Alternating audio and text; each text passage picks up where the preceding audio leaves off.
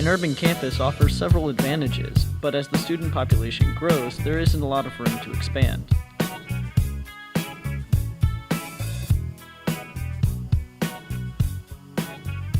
That's probably where it all starts, is the need for space.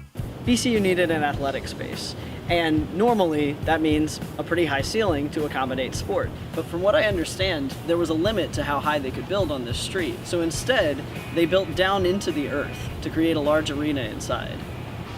We are surrounded by residential communities, and some of them are historic. They didn't want to see a massive university building adjacent to their residential neighborhood, understandably.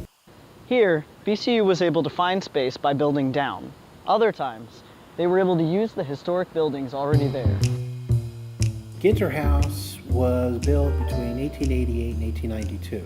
I think just the brownstone that was used is unique. And the house itself is unique. It's called Richardsonian architecture.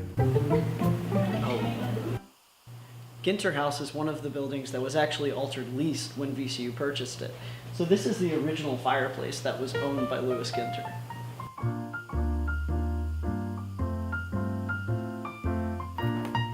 I also read that Ginter House was home to the first public library in Richmond. The historic buildings that we haven't had a huge influence in changing them, but I think that's kind of the point. One thing that is very neat is the ironwork designed by a firm that still exists, Groove & Company.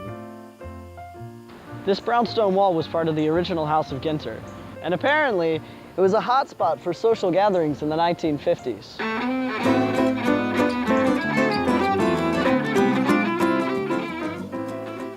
VCU has created amazing spaces by restoring landmarks like the Richmond Chesapeake Station. So, how do you go from train station to art studio? The building was used and chopped up for several different purposes and uses, not just a train station, it was a coffee shop, a glass shop for years. It was started out as the Chesapeake to Richmond Railway. This is the same walkway from over 100 years ago.